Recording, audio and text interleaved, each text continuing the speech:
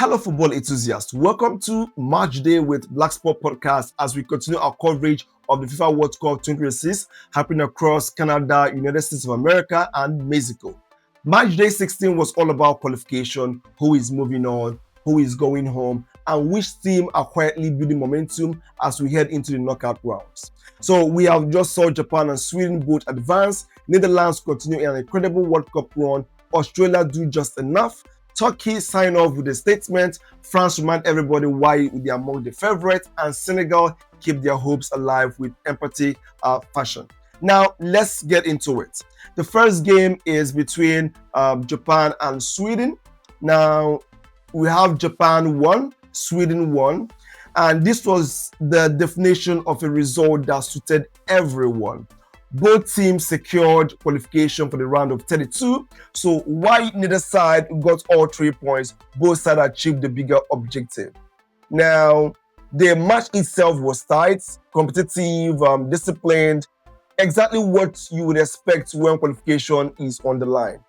Now, Japan had now gone 5 consecutive meetings without beating Sweden. That record continues, but so does Japan's World Cup journey. Now, looking at this, there was a time when Japan simply wanted to reach the World Cup. Before 1998, they had never appeared at the tournament. Now they are consistently qualifying and regularly reaching the knockout stages. That tells you how far Japanese football has actually come. Now, here is the question. Has Japan become the standard bearer for Asian football? Because every World Cup, they are there. Every World Cup, they are competitive.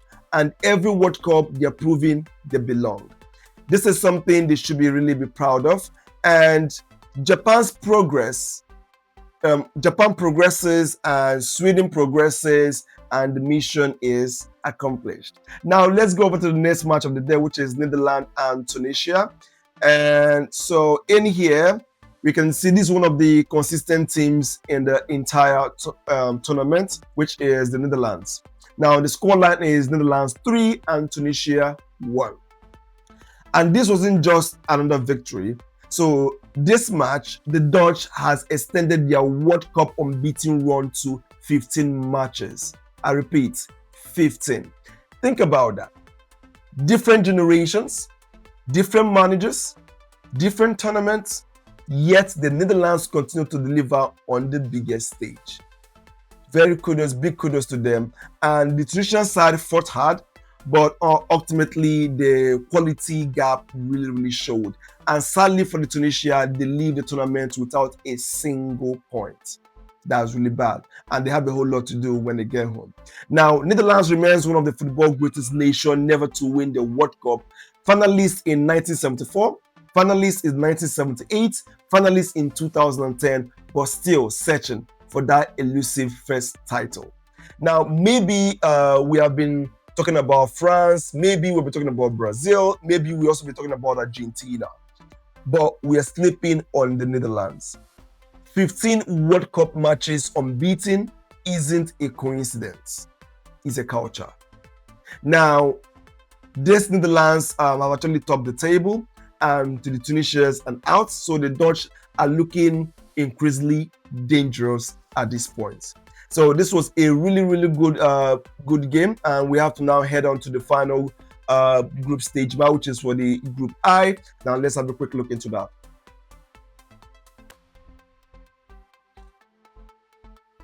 So we are done with Group F. So Group I is what we're going to discuss the last. So let's dive into Group D, which is what we have right there. So on the screen. So let's just start, which is between the Paraguay and Australia. Now let's discuss the game. Everyone will have a different opinion on the Paraguay 0 and Australia 0. Some fans will call it boring. Some fans will call it tactical game. While some fans will say both teams knew exactly what they are doing. But here's the reality. Australia got the result they needed. And according to looking at this game, they have secured a second consecutive appearance in the knockout round, which is a big feat. And that's a significant achievement, by the way, especially considering how competitive the international football has actually become lately. So Paraguay meanwhile remain in a strong position to advance as one of the best third place teams. Now, since moving from the Oceania to the Asian Football Confederation in 2006, Australia has become one of the Asian most consistent tournament teams. And once again, they're proving difficult. They're actually proving that they actually belong here. So the tournament of football isn't just about the style points, it's about survival, and Australia has actually survived. Australia are true and Paraguay are hopeful, and both nations remain alive in this competition. So let's look into the next match, which is between Turkey and USA. And we had the result being Turkey 3 and USA 2. This game had absolutely everything. It had goals, it had momentum shift, it has drama, and a result very few people expected. I myself didn't expect this result. Turkey may already have been eliminated, but they refused to leave quietly. They have to make a statement while leaving. And they ended the United States unbeaten run with a thrilling victory. Absolutely a great result. And the USA has already qualified, but this serves as a reminder that nobody gets a free pass at the World Cup. And Turkey's greatest World Cup moment came in 2002, when they finished third in the world, and today they showed that fighting spirit that made the team famous. Now, the lessons here is never underestimate a team with nothing left to lose. They are often the most dangerous team on the pitch. Now we can see that Turkey left with pride, USA is living with some questions, and the momentum can disappear very quickly in this tournament. Now, let's go over to the group I, which is between a game between France and Norway. Let's talk about France. Okay, so the results came as France 4 and Norway 1. Yeah, you heard me. This wasn't even close. This wasn't lucky. This was absolute statement by the French. Now, according to the report, France secured top spot in Group I with a dominant victory. And honestly, they looked every bit like world title contenders. And Norway came into the tournament as one of the exciting stories, led by Erling Haaland, full of confidence, yet France simply overwhelmed them.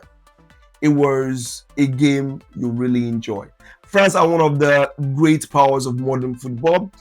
World champions in 1998, world champions in 2018, finalists in 2006, and finalists in 2022. Few nations have been this consistent for this long, so we must give them the credit for that. People keep saying that France rely on Mbappe. This performance shows the opposite. France didn't look like a team, they looked like a machine. And right now, France are top the table, Norway still progresses, and Les Blues may have just sent a warning to the rest of the tournament. Now, the other match actually going on at the same time was also within Senegal and Iraq. And finally, that was a performance from Senegal. Wow, we have the scoreline being Senegal 5 and Iraq 0. I repeat, Iraq 0. The Lions of Teranga needed a big result and they delivered it with style. I must give them that. 5 goals, that's total dominance. And according to the report, they finished third in the Group I, and now you have to wait to see if it's enough for them to qualify for the round of 32. Meanwhile, Iraq World Cup journey comes to an end, and the report knows that they have now lost all 6 matches they have played at the World Cup finals. And Senegal has made a history of producing World Cup surprises. Back in 2002, they stunned the reigning champions France in their first World Cup match. 24 years later, they're still creating headlines. 5 good goals. 5 reasons why nobody will want to face Senegal if they squeeze into the knockout rounds. Very, very exciting match indeed. As Senegal hope remains alive, Iraq bows out. So today's Matchday 16, what we have learned so far today is that Japan continues to set the standard for Asian football, and Netherlands are one of the most overlooked contenders. Australia know how to survive the tournament football, and France look frightening completely. And Senegal may be the most dangerous third place team in the competition. Now let's talk about the player of the day. Today's player of the day goes to Kylian Mbappe.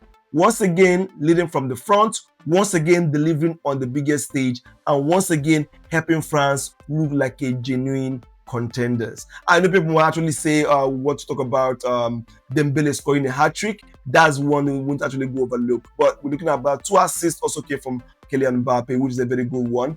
And Japan and Sweden match on. Netherlands keep making history. Australia survive. Turkey signed off with a statement win. France flexed their muscles, and Senegal keep dreaming. And the knockout stage is almost here, and the contenders are beginning to separate themselves from the rest. Now, let me know in the comments who impressed you the most today. Was it France? Was it Netherlands? Was it Japan? Was it Senegal? And don't forget to like and subscribe and share. This is Blaqsport Podcast, and I'm your host, like always, Insonet Uche. I'll catch you on the next Matchday episode, which is Matchday 17, as we continue to talk about the journey and the FIFA World Cup happening across Canada, United States of America, and Mexico. Have a wonderful day. See you next time. Ciao.